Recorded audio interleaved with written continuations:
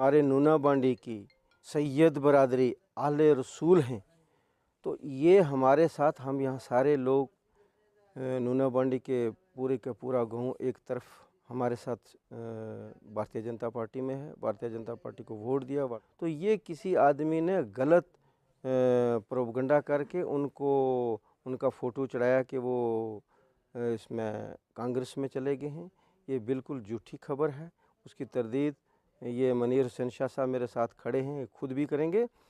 तो ये खाली उन लोगों की बरखलाहट है, क्योंकि वहाँ पे अब कोई भी आदमी नहीं रह गया है, सारे के सारे भारतीय जनता पार्टी में शामिल हैं।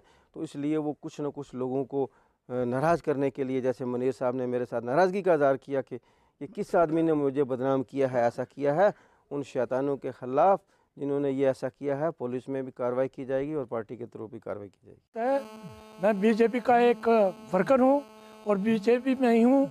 मैंने कोई किसी पार्टी में शमूलियत नहीं की है और ना ही मैंने ऐसी कोई तस्वीर बनवाई है।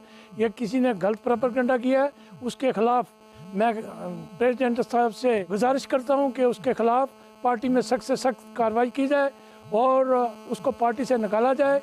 उसके बाद पुलिस में भी इसकी छानबीन के लिए कार्रवाई की जाए। इनको बदनाम कर सकते हैं, बुरखलाहट में है, इनके खिलाफ जब तक छानबीन नहीं होगी, कार्रवाई नहीं होगी, तो ये ऐसे करते रहेंगे और कई इज़्ज़तदार लोगों और वर्करों को बदनाम करने की कोशिश करेंगे।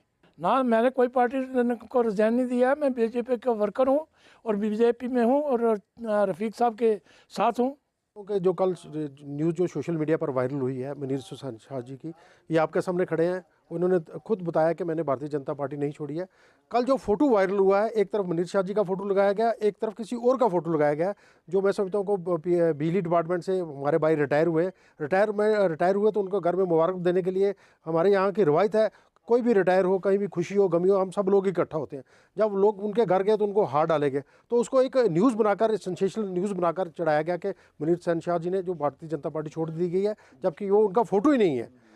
सबसे तो बड़ी बात है उनका फोटो ही नहीं है, इतना बड़ा झूठ और उनको, और सब मैं समझता हूँ कि ये सिर्फ जो न्यूज़ फैलाई गई है भारतीय जनता पार्टी को तो बदनाम करने के लिए की गई है, और दूसरा मनीर शाह जी का जो किरदार है उसको भी नीचे गिराने की कोशिश की गई है। लेकिन उनका किरदार इतना बड़ा है कि इन फोटो से नीचे गिरने वाला नहीं है।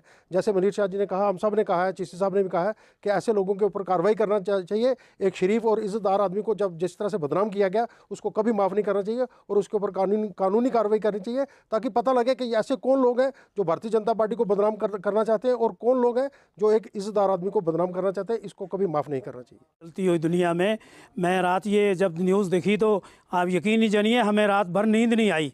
तड़फड़ाहट से हम यहाँ पहुँचे, प्रेसिडेंट साहब के इस कॉल पर यहाँ पहुँचे और यहाँ इज़्ज़तमा SHO साहब जो मनीर हुसैन शाह साहब जो आले रसूल हैं, इनको हमने देख के बड़ी खुशी हुई। और किसी गलत आदमी ने, ये छोटे मोटे लोग जो सू यानी अरबी में जिसको सू बोलते हैं और अंग्रेज़ी में जिसको डिस्टेंसिंग बोलते हैं, ये लोग जो हरकतबाजी करते हैं, पार्टी भारतीय जनता पार्टी बड़ी मजबूत है।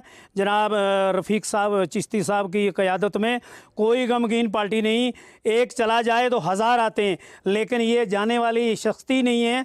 ये बड़ी सलाहियत रखने वाले SHO रिटायर रहे हैं पुंछ में और डिस्ट्रिक्ट के मालिक रहे हैं। ये इनकी बड़ी लंबी सोच है और किसी जो हम लोगों को लोग जो यूज़ करते हैं, मैं उनसे गुजारिश करूँगा ऐसी बातों से बाज आएँ। भारतीय जनता पार्टी कश्मीर से कन्याकुमारी तक है। आप अगला देख लो कि MLA भारतीय जनता पार्टी का होगा और इंशाअल्लाह मैं अपने गांव में या 2-4 गांव के अंदर इस वक्त 100 से 125 आदमी भारतीय जनता पार्टी में मिलने के लिए तैयार हैं। बाकी बुखलाहट में ना आए, और ये जो बुखलाहट में कांग्रेस जमात अगर जीत भी गई तो क्या करेगी, इसका पीछा ही नहीं, पीछा टूटा हुआ और खोया हुआ है।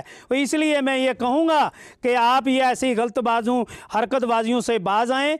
हमारा जो भाईबंदी ये पुंछ की रिजी रवायत है या एक इसलाहियत है जो कि 1947 से चली आ रही है या सदियों से, उस रवायत को न गुजारें, आपस में इत्तेफाक और इत्तेहाद रखें। आप घबराइए ना। अभी लंबरदार और चौकीदार का इलेक्शन आ रहा है, अभी जस्ट मतलब 2-4 महीने के अंदर MLA का इलेक्शन आएगा, हम आपको जीत के दिखाएंगे। आप घबराहट में बिल्कुल ना आएँ। और SHO साहब ये खड़े हैं, चिश्ती साहब ये खड़े हैं, गुप्ता साहब ये खड़े हैं और तमाम के तमाम वर्कर जितने हैं इतने और भी आ रहे हैं, कोई घबराने वाली बात नहीं है। हमने इसकी तरदीद की है, चिश्ती साहब को बोला है कि इस आदमी को खोज के निकालें, तहकीकात की जाए और इसके ख़िलाफ़ एक्शन लिया जाए। चौधरी साहब एक्शन लेंगे तो और उसके बाद आइंदा कोई ऐसा काम थे, ऐसी कोई भी हरकत नहीं हुई है, ना ही किसी ने ज्वाइन किया है, ना ही कोई ज्वाइन करने वाला है। ये गलत उन लोगों की हरकत है, सोच है, गलत सोच है, लिहाजा हम